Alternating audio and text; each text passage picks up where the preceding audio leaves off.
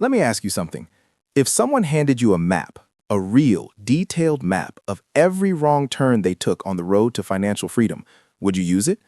Most people would say yes in a heartbeat. And yet, every single day, thousands of Americans over 55 start dividend investing the exact same way, making the exact same painful mistakes, and wondering why the income never quite shows up the way they imagined.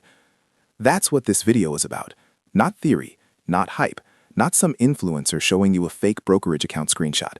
This is the honest conversation I wish someone had sat me down for before I ever bought my first dividend stock. Because here's the truth that nobody on the internet wants to say out loud. Dividend investing is one of the most powerful tools ever created for building retirement income, but only if you start it the right way, and most people don't. They see a yield number that looks amazing. They imagine money flowing into their account every single month, and they make decisions based on emotion instead of a real strategy. On this investment journey, there are a lot of mistakes people make along the way, and the ones that hurt the most aren't the dramatic ones, they're the quiet ones. The ones where you think you're doing everything right, but you're slowly leaking money without even realizing it. So today, I'm going to walk you through the 3 biggest things I'd do completely differently if I were starting a dividend portfolio in 2026. These aren't textbook lessons. These are hard-earned truths. And if you're 55 or older, if retirement is no longer some distant abstract idea, but something you can actually feel on the horizon, this video is going to hit different. Stay with me. Mistake number 1. Chasing the highest yield like it's a free lottery ticket. I get it. You're scanning through a list of dividend stocks and you see one paying 11%, another paying 13%, and your brain does the math instantly. If I put $100,000 in there, that's $11,000 a year just sitting in my account. That's almost $1,000 a month doing absolutely nothing. It sounds incredible. And that's exactly why it's dangerous. A high dividend yield often means a low share price, which in turn signals a lack of confidence among investors. And a very high yield is often a valuable signal that a company might be about to cut or eliminate its dividend entirely. Finbold. Think about that for a second. The thing that attracted you, that massive yield, is actually the red flag you should have been running from. The average dividend yield for the S&P 500 typically hovers between 1.5% and 2% in the current market environment. A yield significantly higher than this warrants careful scrutiny, as it could signal underlying financial issues or an unsustainable payout, trading costs. So what should you look for instead? Target the 3% to 6% range. Companies in that zone are typically stable, well-established businesses, like Realty Income, Verizon, or AbbVie, that prioritize shareholders even in tough economies. Make money with your ideas. You want boring and reliable, not exciting and fragile. Mistake number 2, owning too many funds that are actually holding the same stocks. This one is sneaky. It feels responsible. It feels smart. You buy VYM, you buy SCHD, you buy HDV, you throw in a REIT ETF and a covered call fund for good measure. You look at your portfolio and think, I'm diversified, I'm protected. But here's the brutal reality. 2 large-cap dividend ETFs may hold 60% to 70% of the same companies, meaning you are doubling your exposure to those names without doubling income. 24/7 Wall Street. And the math is stunning when you actually run the numbers. A retiree with $800,000 split across 3 well-chosen funds yielding 5.5% will generate $44,000 annually. The same $800,000 spread across 12 funds with overlapping holdings and a diluted blend yield of 3.8% generates only $30,400. That's $13,600 in lost income per year, even though the portfolio looks safer on the surface.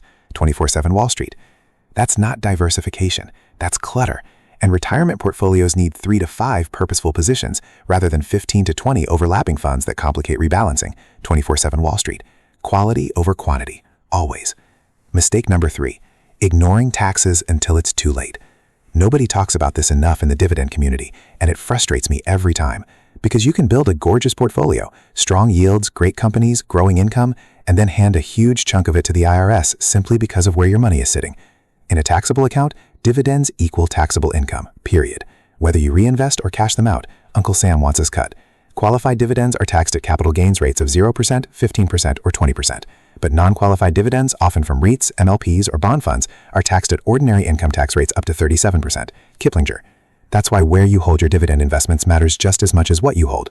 A Roth IRA is an excellent vehicle for dividend growth stocks. Contributions are made with after-tax dollars, but all qualified withdrawals in retirement, including all dividend income, are completely tax-free. This means your dividends compound and grow entirely tax-free, creating a powerful income stream for your later years. Trading costs. If you're over 55 and you don't have your high-yield positions inside a tax-advantaged account, that is the first thing you fix today, not next month, today. So now you know what not to do, but let me tell you what I would actually do. Right now, in 2026, if I were starting completely from scratch.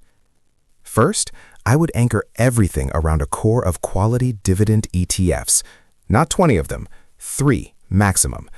Anchoring a portfolio with quality dividend ETFs like SCHD, FDVV, or CGDV can provide reliable income and potential outperformance.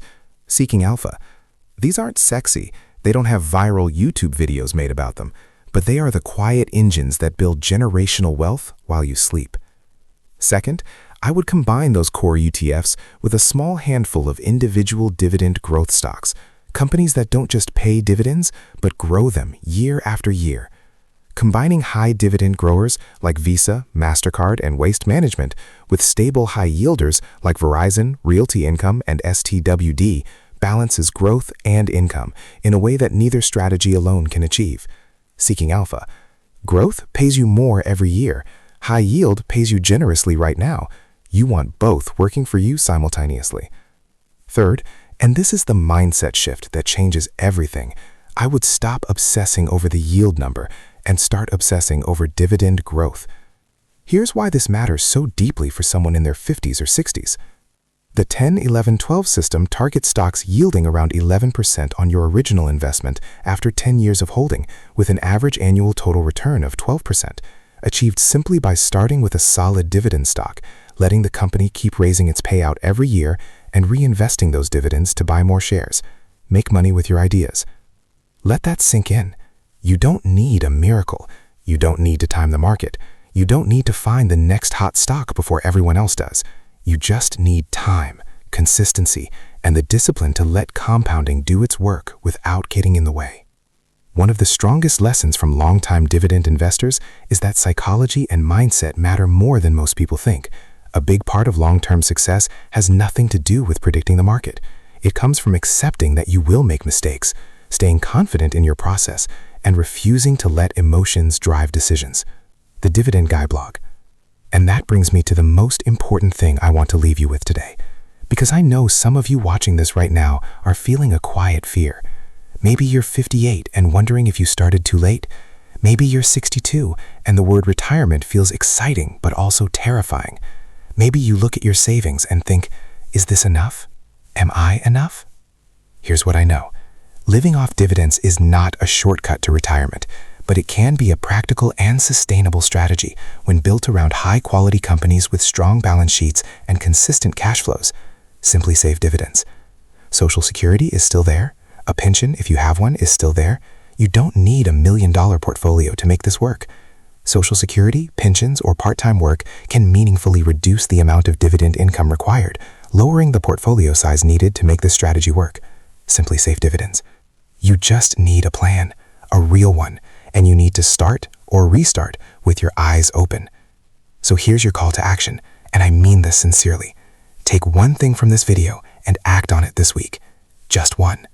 Check where your dividend holdings are sitting, taxable or tax-advantaged. Look up the overlap in your ETFs, or simply sit down and write out what you actually need this portfolio to do for you in retirement. Not what sounds good, what you actually need. Because the best dividend portfolio in the world is useless if it doesn't match your life. If this video helped you see something differently, hit like, leave a comment telling me your biggest dividend question, and subscribe, because next week we're going deep on which specific ETFs I'd build a retirement income portfolio around in 2026. You don't want to miss that one.